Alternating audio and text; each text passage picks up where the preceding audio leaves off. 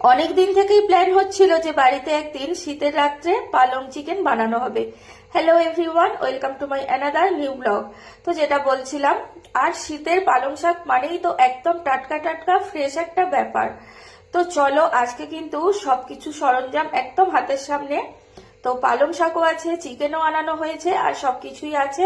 তো সেই মতো পালং চিকেন রান্না করার জন্য দেখো আমি এখানে চিকেন সব ধুয়ে পরিষ্কার করে রেখেছি, আর এখন এটাকে ম্যারিনেট করে রাখবো।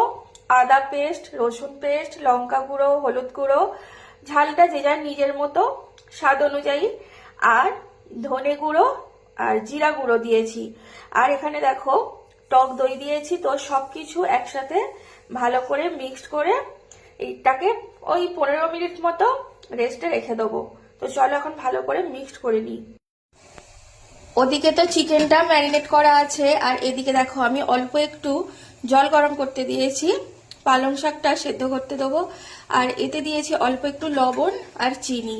তো চলো এখন পালং শাকটা দিয়ে দিই। জলটা ফুটে গেছে, তো জাস্ট অল্প একটু সেদ্ধ করেই নামিয়ে নেবো। তো চলো চাপা দিয়ে দিই একটু।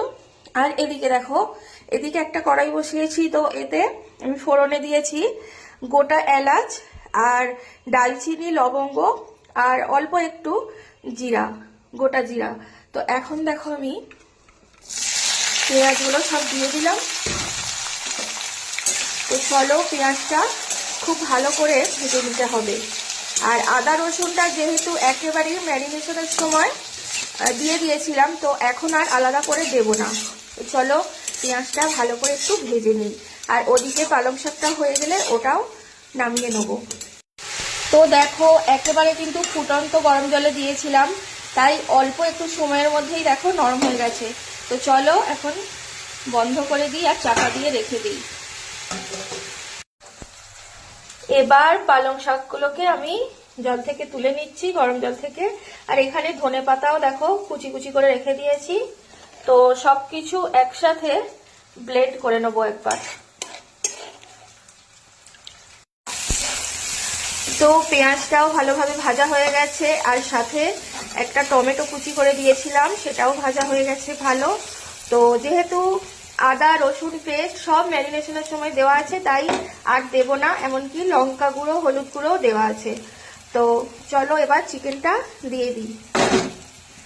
ম্যারিনেট করে রাখা চিকেনটা এবার দিয়ে দেবো। তো দেখো সমস্ত গ্রেভি সমেত একদম চিকেনটাকে আমি দিয়ে দিয়েছি। তো এখন এটাকে একটু ভালো করে কষে নিই। আর একদমই হাই ফ্লেমে কষলে হবে না, এটাকে একটু মিডিয়াম ফ্লেমে কষতে হবে। তো এটাকে কষতে কষতেই আমি ওদিকে পালং শাক আর ধনে পাতাটা একটু ব্লেন্ড করে নিই, সাথে একটা কাঁচা লঙ্কাও দেব।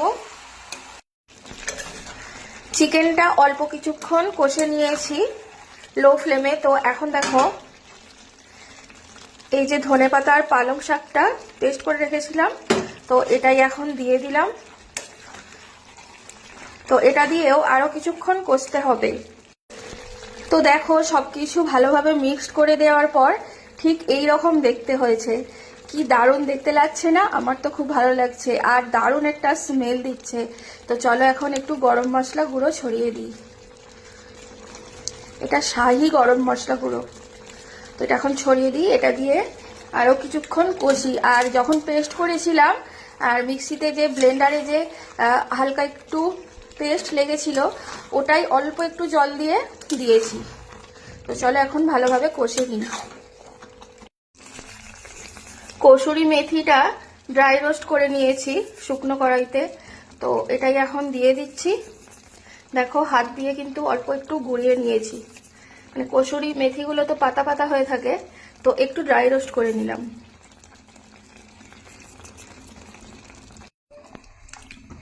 তো চলো একদমই কিন্তু কমপ্লিট পালং চিকেন।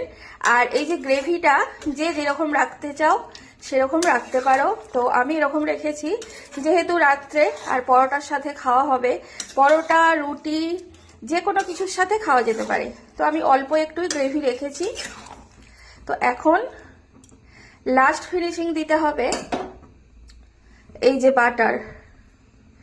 তো ক্রিম দিলে ভালো হতো, একটু ফ্রেশ ক্রিম, কিন্তু আমার কাছে নেই। তাই আমি বাটার দিলাম। আর যেহেতু ফ্রিজে ছিল তাই এরকম শক্ত হয়ে গেছে। তো চলো এটা গরমের ওপর দিয়ে একটু চাপা দিয়ে রেখে দিই। তো কেমন লাগলো ভিডিওটা অবশ্যই জানাবে, আর রেসিপিটা কেমন লাগলো অবশ্যই জানাবে। ভালো লাগলে অবশ্যই একটা লাইক কমেন্ট করে পাশে থাকবে। চলো দেখা হচ্ছে নেক্সট ভিডিওতে, ততক্ষণের জন্য টাটা। সবাই ভালো থেকো, সুস্থ থেকো। Thank you for watching.